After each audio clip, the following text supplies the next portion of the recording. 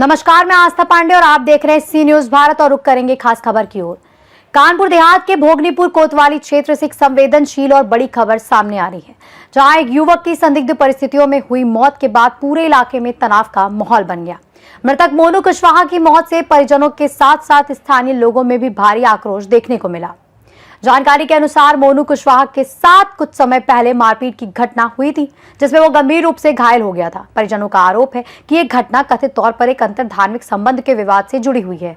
घायल अवस्था में युवक का लगातार इलाज चल रहा था, लेकिन आखिरकार उसने दम तोड़ दिया। युवक की मौत की खबर फैलते ही भोगनीपुर कस्बे में शोक के साथ साथ आक्रोश की लहर दौड़ गई। देखते ही देखते बड़ी संख्या में लोग मृतक के घर के बाहर एकत्र हो गए और न्याय की मांग को लेकर प्रदर्शन शुरू कर दिया। प्रदर्शन में विभिन्न सामाजिक संगठनों के लोग भी शामिल हुए। उन्होंने प्रशासन से आरोपियों की तत्काल गिरफ्तारी और कड़ी कार्रवाई की मांग की। मौके पर नारेबाजी और विरोध प्रदर्शन के चलते हालात काफी तनावपूर्ण बने रहे। मामले ने उस समय और गंभीर रूप ले लिया जब परिजनों ने अंतिम संस्कार करने से इनकार कर दिया। उनका कहना था कि जब तक आरोपियों की गिरफ्तारी और मुकदमे में ठोस कार्रवाई नहीं होती, तब तक वो अंतिम संस्कार नहीं करेंगे। इसी कारण शव 2 दिनों तक घर के बाहर रखा रहा, जिससे क्षेत्र में स्थिति और अधिक संवेदनशील हो गई। बताया जा रहा है कि शादी के बाद मृतक युवक ने एक वीडियो के माध्यम से प्रशासन से मदद की गुहार लगाई थी। वीडियो में उसने कुछ लोगों पर धर्म परिवर्तन के लिए दबाव बनाने और जान से मारने की धमकी देने के आरोप भी लगाए थे। देखिए। कहाँ के रहने वाले? हम भोगनीपुर रहने वाले। क्या नाम है? अवधेश उर्फ मोनू। अवधेश उर्फ मोनू। क्या मामला है तुम्हारा? हम एक मुस्लिम लड़की से शादी की थी। हमने 15 अक्टूबर को हम यहाँ से भाग गए थे, तो हमने वहाँ पे जाके 18 तारीख को 18 अक्टूबर को शादी कर ली हिंदू रीति रिवाज से। और ऐसा करने से फिर रोशन के मतलब घर पे बात होती थी उसके, तो और उसने कहा कि मेरे घर पे चलो, मतलब मेरे मम्मी पापा तुमसे मिलना चाहते हैं। और ऐसा करने के लिए तो मैं चला गया उनके घर पे, और उन लोगों ने मुझे धमकी दी कि अरे मैं अपनी लड़की को हिंदू के साथ नहीं रहने दूंगा, तुम्हें धर्म परिवर्तन करना पड़ेगा। धर्म परिवर्तन अगर नहीं कर रहे हो तो तुम्हें जान से मार देंगे। मेरे कान के नीचे गणपति की कट्टा लगा दिया और बोले कि अगर ऐसा नहीं करते हो तो तुम्हें जान से मार देंगे। मुझे गोश्त खिलाने की कोशिश की और हमने नहीं खाया। हमने कहा कि हम ऐसे धर्म परिवर्तन नहीं करेंगे, चाहे जो कुछ हो जाए, चाहे जेल हो जाए, चाहे कुछ। क्या कुछ तुम्हें वस्त्र धारण कराए या कुछ किस तरीके? टोपी हमें दी थी, ये मेरे पास है जब से थी। अब क्या चाहते हो? कहाँ आए हो आज? कहाँ आए हो? हम अब भोगनीपुर थाने पे आए हैं। क्या चाहते हो? क्या उम्मीद है? उम्मीद हम धर्म परिवर्तन नहीं करेंगे। कौन लोग हैं ये लोग मुसलमान हैं। वहीं युवक की पत्नी ने भी एक वीडियो जारी कर अपनी इच्छा से विवाह करने और दोनों की सुरक्षा को खतरा होने की बात कही थी। सुनिए।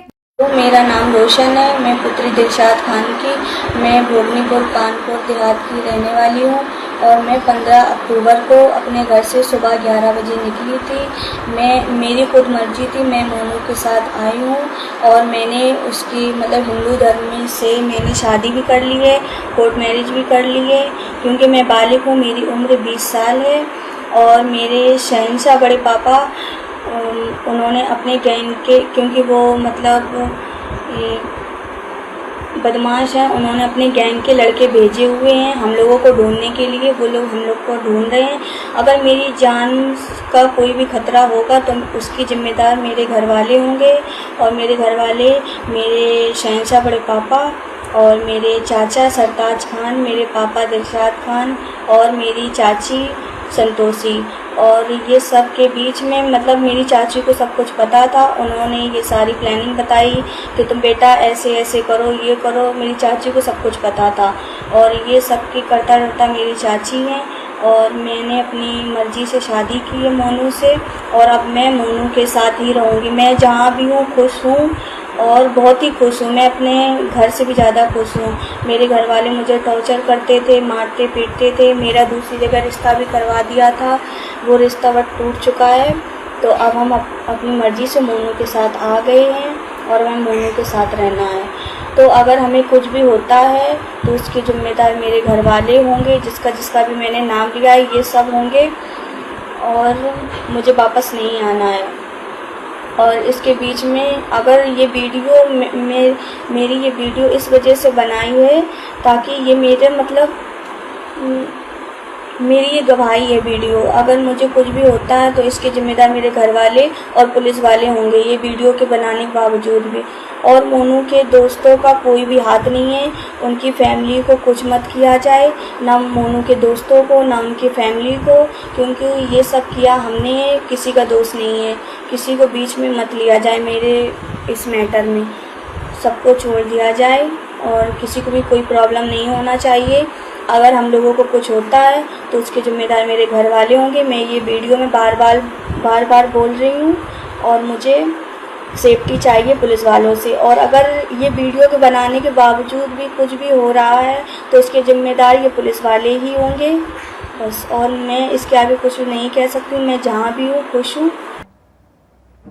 वहीं स्थिति की गंभीरता को देखते हुए प्रशासनिक और पुलिस अधिकारी मौके पर पहुंचे। क्षेत्राधिकारी भोगनीपुर, क्षेत्राधिकारी अकबरपुर और एसडीएम ने परिजनों से बातचीत कर उन्हें शांत कराने का प्रयास किया और निष्पक्ष व सख्त कार्रवाई करने का भरोसा दिलाया। किसी भी अप्रिय स्थिति से निपटने के लिए क्षेत्र में भारी पुलिस बल तैनात किया गया। कई थानों की पुलिस मौके पर मौजूद रही और पूरे इलाके को सुरक्षा के लिए हाथ से छावनी में तब्दील कर दिया गया। प्रशासन के आश्वासन और लगातार समझाइश के बाद परिजनों ने अंततः मृतक का अंतिम संस्कार कर दिया। फिलहाल क्षेत्र में स्थिति सामान्य बताई जा रही है, हालांकि एहतियात के तौर पर पुलिस सतर्क बनी हुई है। सुनिए मृतक की मां और आरएसएस बौद्धिक प्रमुख का क्या कुछ कहना है। माए बच्चे को इन लोगों ने कल्लू, शहंशाह, दिलशाद और क्या कहते हैं कि सरताज, इन लोगों ने हमारे मोनू और उर्फ अवधेश को मार दिया है। सर में मारा था, इसकी चोट की वजह से हमने हर जगह दिखाया, कोई फायदा नहीं मिला और अंत में आके परसों के दिन मौत हो गई माए बच्चे की। कम से कम जब से हम 15 जनवरी 18 जनवरी से हम बराबर इलाज करवा रहे, कोई फायदा नहीं। हमने सब कुछ अपना बैग डाला, सब कुछ कर डाला, लेकिन कोई फायदा नहीं मिल रहा। हमारे अंत में परसों दिन मौत हो गई माए बच्चों की और कल्लू शहंशाह ने मारा है माए बच्चे को। सिर्फ मानो ये हमारा लड़का है, इनकी लड़की, सिर्फ एक दूसरे से प्रेम मोहब्बत करते हैं। इन दोनों ने शादी कर ली भाग के और इसलिए, और ये इनका कहना है कि ये अपनाना चाहते थे, लेकिन ये कह रहे थे कि अगर हिंदू से तुम मुसलमान बन जाओ तो हम तुम्हें कबूल कर लेंगे। उसने इनकार कर दिया, इसलिए उसको मार दिया। पुलिस कोई मदद नहीं कर रही है। हम इतने अभी कोई नहीं पकड़ा गया और मट्टी हमारे घर पे 3 दिन से मट्टी रखी लड़के की मारी, और जब तक ये गिरफ्तार नहीं होगी, इनके खिलाफ मुकदमा नहीं, जब तक गिरफ्तार नहीं हो तब तक हम मट्टी नहीं लगाए। चाहे 4 दिन हो जाए, चाहे 5 दिन हो जाए, चाहे हमें बच्चे के साथ में मरना पड़े, हम मर भी जाएंगे, सब कुछ करेंगे, लेकिन जब तक बच्चा हमारे के इंसाफ नहीं मिलेगा हम कुछ नहीं करेंगे। हमारे लिए हमारा बच्चा चला गया है, हमारे कौन सहारा, यही हमारे बच्चे सहारे के लिए है। ये चीज हमें 15 अक्टूबर को ही निकले थे। इस चीज को हमें जब चले गए तब हमें मालूम चला, हमें किसी को मालूम नहीं था। लेकिन इनकी जो संतोषी है, इनकी चाची है, उसको पूरी जानकारी थी इस चीज को, क्योंकि कल्लू ने कहा था कि अब उसको मानो पूरी जानकारी थी इस चीज को, उसका सहयोग भी करती रही लड़की का। हमारा नाम आचार्य श्याम बाबा द्विवेदी है। मैं राष्ट्रीय स्वयंसेवक संघ का सह जिला बौद्धिक प्रमुख हूँ और यहाँ पर बहुत ही निंदनीय और दुखद घटना हुई। साजिश के तहत एक 20-22 वर्ष के लड़के जिसका नाम मोनू है, उसकी साजिशन हत्या की गई है। उसने अक्टूबर में एक मुस्लिम महिला से, जो भोगनीपुर की रहने वाली, लड़का भी भोगनीपुर का रहने वाला है, प्रेम प्रसंग के चलते भाग करके शादी कोर्ट मैरिज कर ली थी। जनवरी में वो वापसी आ जाती है। जो मुसलमान की लड़की है दिलशाद खान, उसका चाचा कल्लू खान, उसका बड़ा पापा शहंशाह खान, जो एक क्रिमिनल हिस्ट्री सीटर है और बहुत बड़ी मतलब जो है क्रिमिनल छवि का व्यक्ति है, उसने सोशल मीडिया में ये वीडियो भी डाला कि हमारी भतीजी को लेकर के गया है, अब उसको हम लोग छोड़ने वाले नहीं हैं, कुछ भी हो जाए, क्योंकि लड़के के घर से लड़की का घर ओनली 100 मीटर दूरी पर है। तो यहाँ ऐसा माहौल बना दिया कि पूरा परिवार डरा और सहमा था और ये जानता था कि हमारे बेटे की हत्या हो जाएगी।